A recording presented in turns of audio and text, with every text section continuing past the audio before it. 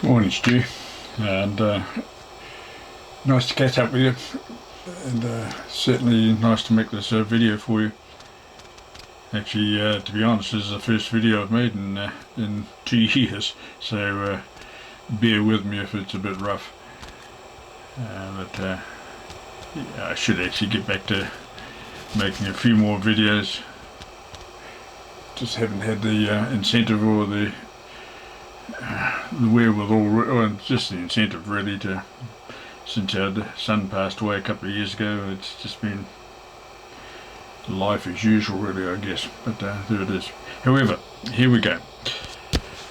First of all, Stu, you really need to get this arm. I'm going to assume that you're right-handed, so your right hand needs to be supported from your elbow through to your wrist on a flat desk or a flat surface. I don't want you operating like this or with your elbow up in the air. Hold flat arm right on the like that, and relaxed, completely relaxed. So you're going to be sending tensed like this. These muscles or tendons down here will stiffen up your fingers, and you won't be able to operate them properly. So lovely and relaxed. The next thing I want you to do is to take these 3 fingers and curl them up into the ball of your hand there. Not tight, just roll them around like that, so that we're going to grip the key like this. Now, come over to the key pedals. And the action is more a rolling action. Your wrist here at this point here, your wrist needs to be completely still. So as I'm sending some CW, you'll see that my wrist here is still. The action is taking place in the forefinger and the thumb. The forefinger is always the Yadar side. The thumb is always the dit side. So if that was left-handed, the paddles would be reversed and I'd be using my left hand. But it'd still be dars on the thumb and dits on the forefinger. So the actual action, Stu, you need to set the gaps of your key so that it really is just quite a small movement between your thumb and your forefinger. In fact, the thumb is a direct push, just like that, and the forefinger tends to be more of a roll. I'm exaggerating here, Liz. Sort of like a brush down, like that. So a CQ would be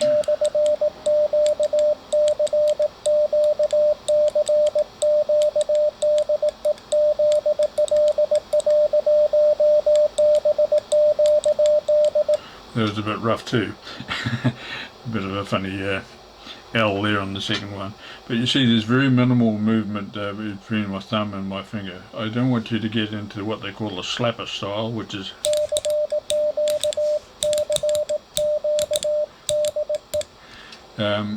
some people do that. In fact, quite a few people do that. It will actually lead to errors when you start trying to get up to speed, because the time it takes from your finger to the paddle also has to be part of the total movement for making the dot or the dash. And so when you get up to speed, you'll find that this type of sending will not cut it for you, and you'll be prone to a lot of errors that way. So keep the movement down as much as you possibly can, so your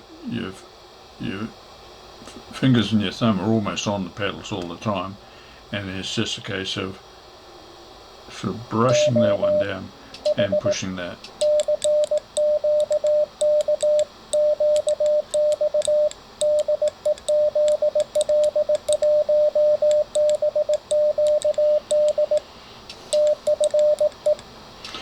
Now that's centered at 20 words a minute, which I think, no, that was at 18 words a minute. But that is more than enough to start with. I would suggest that you start out with the characters widely spaced, So Z01BQD to start off would be.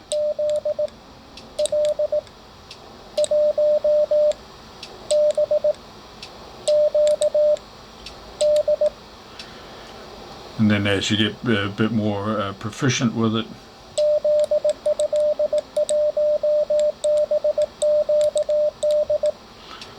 so it's the same character speed, but the gaps between the characters are tightened up. Anyway, that's more of the sending of the code. I really want to make sure you get the action of the key correct.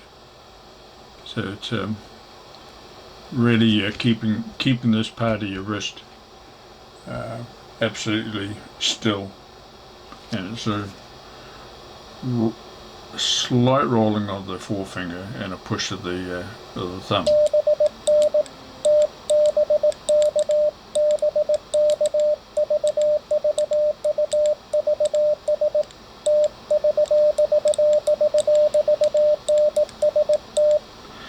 You see, you'll notice the faster I get, the sort of more or less, the less movement I get, because my finger and my thumb comes closer and closer. Yeah, anyway, there we go, Steve. I hope that helps. I'm certainly not trying to be the professor, so to speak, but more than anything, I really would discourage you from the slapper type style, because that will after you get a bit more proficient, you'll find that that's just not going to cut it for you. Send through, Stu. Take care. Catch you in a little bit. Cheers, mate.